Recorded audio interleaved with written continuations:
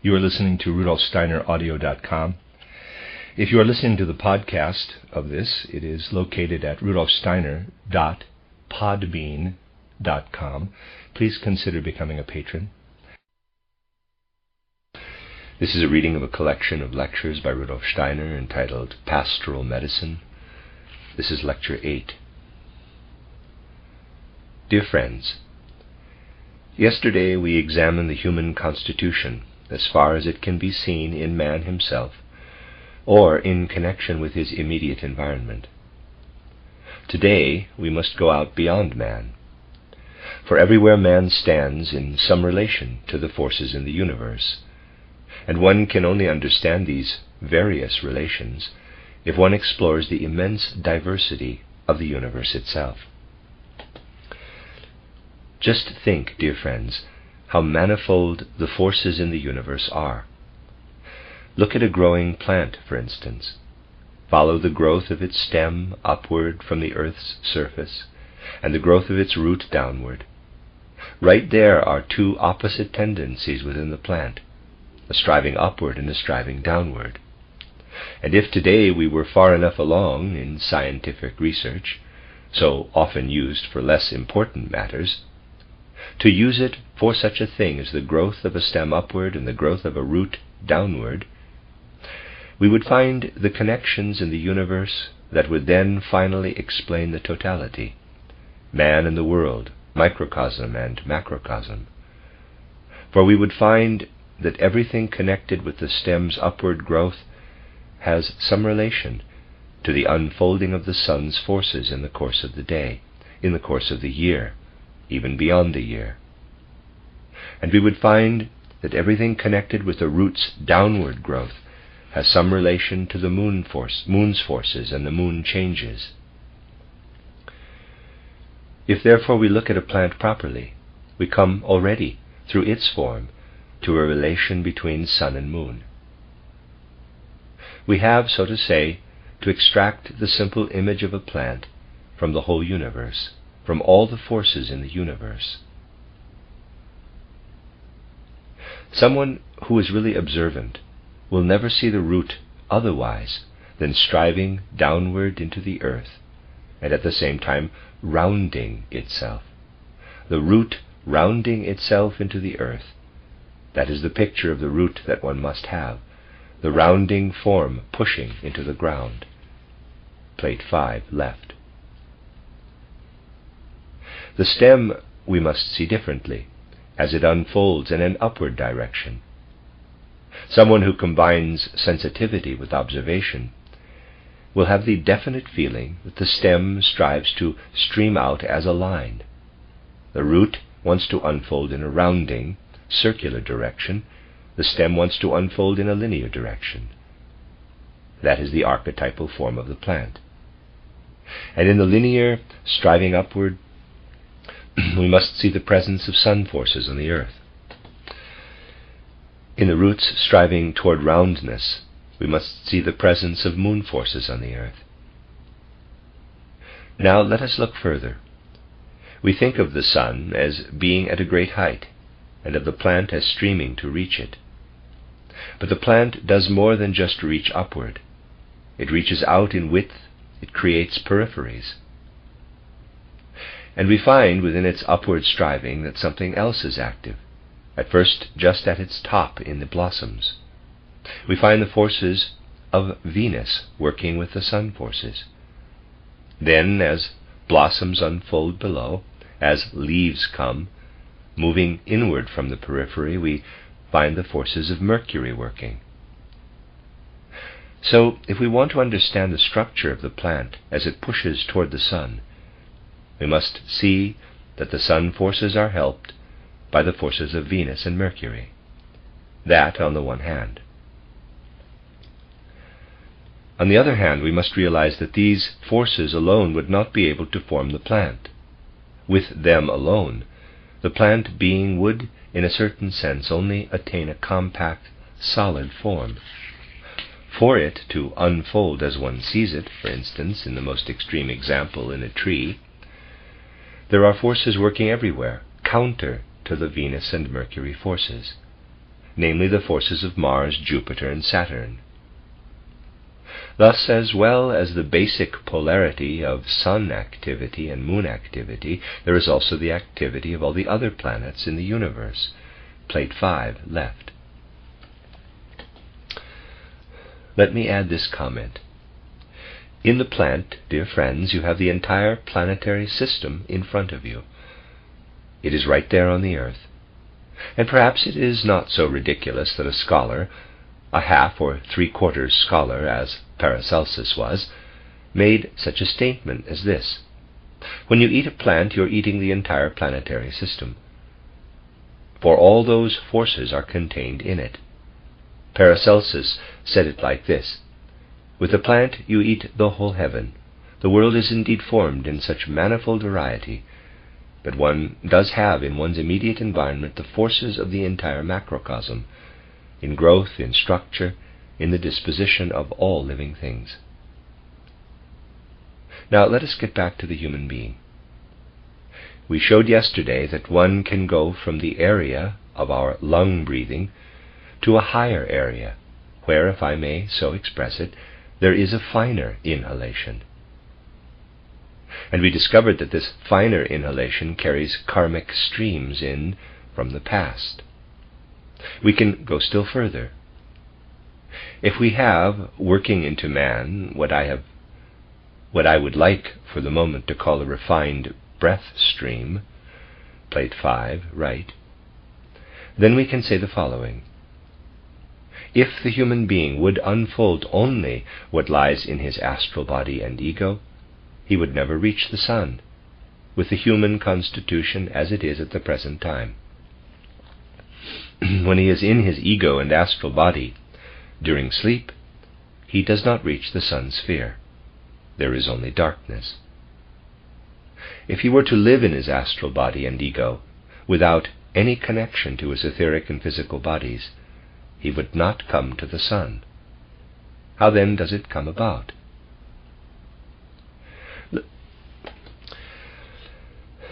Let us consider first what the situation is when the astral body and ego approach the etheric body. In clairvoyance, one can bring this condition about fairly easily by strengthening one's thinking, strengthening it by very thorough, energetic meditation. Then it is easy to come to this condition. It is the beginning of initiation. One slips down into one's etheric body, but is not yet able to take hold of the physical body. One remains in the etheric body. In this condition, it is possible to think very, very well. One sees nothing, hears nothing, but one can think very well. Thinking is not in the least extinguished. Seeing, hearing, and the other sense activities are suppressed. At first the thinking remains the same, except that one can think more than previously. One can think such thoughts as we are expressing here, for instance, thoughts about the macrocosm. The thinking becomes wider. One knows clearly, now I am in the etheric world. Thus, when one is in one's etheric body, one is truly in the world ether. One has the clear experience, I am in the spiritual world out of which the sense world comes.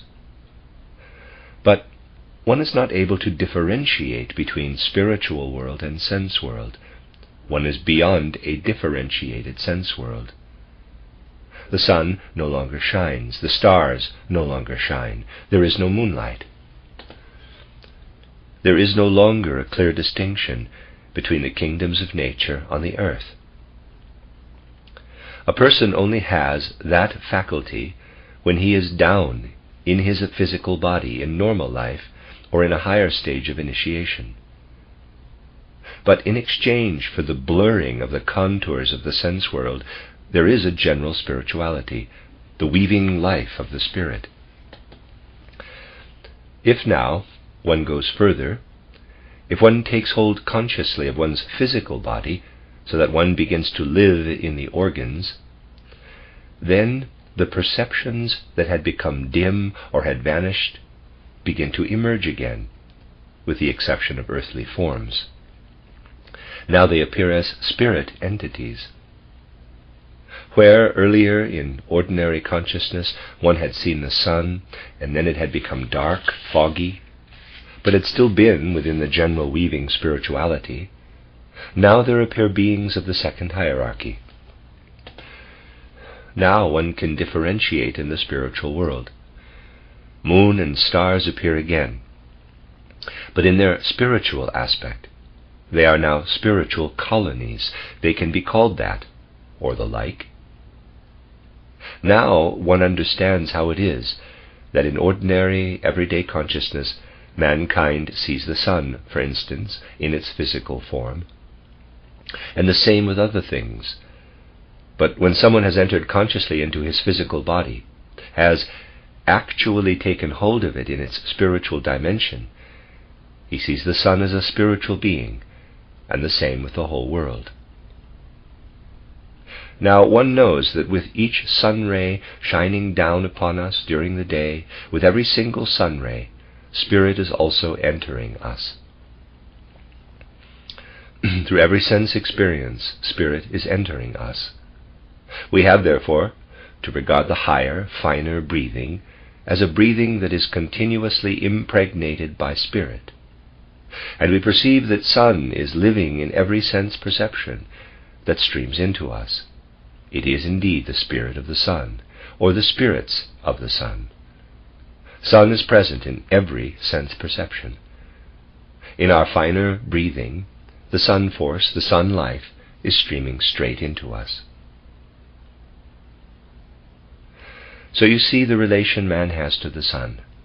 When a ray of light streams into your eye, EYE, the sun spirit is streaming in with that ray of light. The spirit of the sun is the substance of the finer breathing. With our sense perceptions, we breathe in the manifold ingredients of the spiritual sun. You have there an important view of the human being from one direction. As he unfolds in his etheric body, plate 5, yellow, he develops in his etheric body the thinking, the thoughts of the universe. These thoughts of the universe in which a person finds himself when he is living consciously in his etheric body are at first devoid of warmth or cold, devoid of tone. They are a kind of vague feeling in which one's feeling of self merges with one's feeling of the macrocosm. But if now one takes hold of the physical body, one enters into the spirit of the sense perceptions, and the thoughts are tinged from various sides. Through the eyes, the sun essence, thought, that is breathed in, is tinged with color. Through the ear, thought is tinged with tone. Through the organ of warmth, thought is tinged with warmth or cold. There you have the cosmic relation of thought to sense perception. Thought must be understood as preceding the sense experience. Then the sense experience comes through infusion, tinging by the sun. Mankind simply does not realize that the sun being streams into us with every sense perception. And on the path of the sun, past karma streams in too. It is by no means a childish image to think of the sun as a receptacle of past karma. If we understand the human head properly, we must say the spiritual sun rays stream in invisibly and are transformed as they stream in into something physical, which then appears as merely a physical attribute in the world of color, tone, warmth. And at the same time, on the path of these sun rays, which slip in through the senses into the nerves, karma enters into man. That is one side of the human being. Now let us look at the other side, at what we were studying yesterday. Karma goes out at that place in the organism where the lymph is, the place where everything is alive and active, that has not yet been drawn into the blood. There we find the outgoing karma. What are the paths of the outgoing karma? To know that, one must acquaint oneself through spiritual science with the moon forces. And now, if one gradually comes from the etheric world to which one has become accustomed, and takes hold of the physical body in its periphery, the area of the senses, then all the life streaming in from the sun and bringing with it one's past karma appears to be bringing reproach and much to disturb one. But far more important than the disturbing elements in one's karma is this knowledge, this insight that one can attain. It is nevertheless by virtue of your past that you have become what you now are. The life of one's inner being is enriched by the perception of the sun entering on the paths of the senses and nerves. If someone can separate himself from his karma and concentrate on the in-streaming forces of the spiritual sun, he will experience an infinite happiness as he receives them. He will wish that the sun element were in him perpetually. He cannot help but long for it. The sun element enters into us lovingly if we wish it. It is what we know in physical life, in a weaker form, as our active human love. This is the interplay of sun activity with the human inner world, the loving penetration of the sun into man and into everything that wants to sprout and to grow and thrive in man. The living sun rays enter lovingly. Here love is not merely a sole spiritual force. Here it is the force that calls everything physical to germinate and sprout and grow, everything that can be beneficial to man in every way when he values it. This is the force of which a human being is aware through direct outer vision. But now, if one takes hold of the physical body in the other direction, in the direction of the forces that develop the lymph, and prepare it for entering into the blood, if one investigates in this direction, one becomes aware of the activity of the moon. And this is of quite a different character.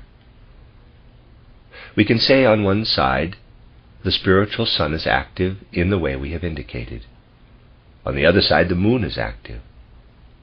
When we work to grasp inwardly the process of the lymph blood formation, we find we are entering into the activity of the moon, and we have the constant feeling that the moon wants to take something away from us, to lift something out of us. With the sun, we have the feeling that it wants continually to give us something. With the moon, we have the feeling that it wants continually to take something out of us. And if we are not alert while we are observing the moon activity, when we have consciously taken hold of the physical body and are engrossed in the lymph blood formation, if we are not absolutely alert and in complete control of our vision, suddenly the continuity is broken, and standing there before us is a spiritual being similar to ourselves but distorted, almost a caricature of ourselves, a being we have brought to birth. We would miss this emanation if we were not alert. But it does not seem particularly strange to us as it separates from us and confronts us. It is hardly more than an enhanced view of ourselves in a mirror. When we look at ourselves in an ordinary looking glass, that is the physical world. When we see ourselves reflected in the etheric world by the moon forces, that is a higher kind of mirroring. Let us review the whole process. There is nothing particularly amazing about it, but it shows us that we are indeed connected with the universe, that the moon is continually separating forces from us, which then it makes independent, forces which are living in us, and which then go out into the spiritual world, streaming out into the macrocosm, constantly carrying images out of us into the macrocosm. But now, dear friends, think how it could be if such an image, which the moon forces are continually producing in man, and which then they want to take out of him to carry into the distances of the world, if such an image were held back in the human body and kept there. And not merely an image, an abstraction, but a form permeated by forces. Indeed, how could such a form be held back in the human being? We have the moon forces wanting continually to be pulling, drawing the human image out. How then could this form be held back? It can remain in man if from another side the sun forces are brought in deeply enough. Then the form remains in the human being. Then begins an embryonic life. Fructification consists of nothing else than that the sun forces are drawn down to where the moon forces are active in the lymph. Thereby the image which would otherwise go out takes hold of physical matter in the human body. What otherwise is a mere image now takes on physical form. For this to happen, sun forces combine with moon forces in the lymph system of the human organism. Plate 5. Let us look at the other side. We can also investigate the moon forces higher up. Then we find that the opposite happens. Then man is not formed again in man, but the sun macrocosm is given form in man. Now we have a different view of the macrocosm. When the embryo is formed, a physical world arises within the human being that must come out. When, on the other hand, the moon forces activate their desire nature, they want to capture and draw down the sun forces, then the spirit in the universe comes into being within man. The spirit of the universe is engendered, a spiritual embryo. Then the possibility is given for forming what must come in from the spiritual world, what has been in the spiritual world up to the time of a new earth life, and now comes in as a spirit embryo. Then takes place in the human being the union of the two. If one explores these things, one comes to see that they are completely interwoven. Then one has the true explanation of man's relation to the universe. Now help comes from every direction. The sun activity that is uniting here with the moon activity has the help of Mars, Jupiter, and Saturn. What then are the tasks of Mars, Jupiter, and Saturn? Recall, dear friends, what I said yesterday. When the sun forces are going in, first they must stop for the light. Secondly, they must stop for the macrocosmic chemism. Thirdly, they must stop for the life. The Saturn forces bring about the stop for the light. The Jupiter forces, in their wisdom, bring about the stop for the world chemism. The Mars forces the stop for the life. There you have in detail the drawing in of the sun forces modified by the forces of the so-called outer planets. From the opposite direction, you have the moon forces modified. When they work alone in their full strength, they bring about the formation of the embryo, that is, the physical formation. When they are less strong, they do not enter into physical matter, but stay in the direction of the spirit, combining with the Venus forces of soul love. They can be still weaker when they unite with what comes from the other side, the forces of Mercury, the divine messenger, who in ordinary everyday earth life leads the lower forces up to the higher. Look for a moment at the two diagrams, right and left, plate 5. If we look out at the plant world spread around us, we find everywhere sun, moon, and stars. If we look within the human being, sun, moon, and stars are there, too, in exact correspondence. When something within is not in order, that means there is some trouble or other in the inner collaboration of sun, moon, and stars. If we as therapists want to restore it to order, we must search in outer nature for a corresponding Saturn activity. For instance, that will work therapeutically on an unhealthy moon activity, and so forth. It is all out there. You see, people will begin to have confidence in medicine again when they see that in his inner constitution the human being comprises the whole world. This is the knowledge we would like to bring to medicine again, knowledge it once had. The world will only have its trust in medicine restored when these things are once again understood. But now let us look at the other side. Look first at the activity in man that is moon activity. See how it is striving continually to draw the human element out of man, to carry it into the universe. Let the picture stand before us.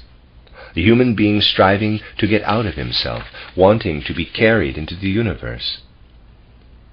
This must not be presented to humanity as an abstraction, this shattering secret, but in picture form. The moon working continually to lift the human being out of himself, to show him his relation to the macrocosm. He comes into earth life in the form of an embryo within another human being. But when this moon activity is enhanced by Venus and Mercury activity, then he is born not physically but spiritually. If we add to the physical birth what we can invoke of Mercury and Venus activity, we bring about a spiritual birth. The human being is then born spiritually, outside man, in the universe. We baptize the human being. The working of the physical sun is always present in man. We can add to that perception a consciousness that the spiritual sun also is active in him, that on the paths of the physical etheric sunlight, the light rays, chemical rays, life rays, the Spirit is also pouring in. Spirit enters man by way of the same paths that the physical etheric sun activity enters, namely through the senses. In the same way that a human being perceives in everyday physical life the physical etheric activity of the sun, we enable him to perceive the soul spiritual activity of the sun. We give him communion. Going out from the communion, we find on the one hand what is related to the help the sun is given, the darkening that relates to the light, the constant nearness of death to life. We go to the outer planets that are connected with the sun, and we add to the communion at the proper moment the anointing. Or we go into the human being, and before he has any thought of the macrocosm, we hold him fast in his inner life, wanting not merely to give him his place as human being in the macrocosm, but wanting to plant the macrocosm in him in picture form, so that it becomes a seed developing in him. We give him confirmation. If an individual receiving the sacraments lives in them with full consciousness, he will be continually healed by them, healed of the universal illness to which he succumbs, or is in constant danger of succumbing in status nascendi, simply by reason of his having incarnated in the physical material world. This is the priest's task. It can also happen that an individual is by nature continually in the status nascendi of wanting to be free in the spiritual world, wanting to get out of the physical world, yet he is obliged to remain in it during earth life. And this causes in his organism not a state of unspirituality, but a state of super-spirituality, that is, illness.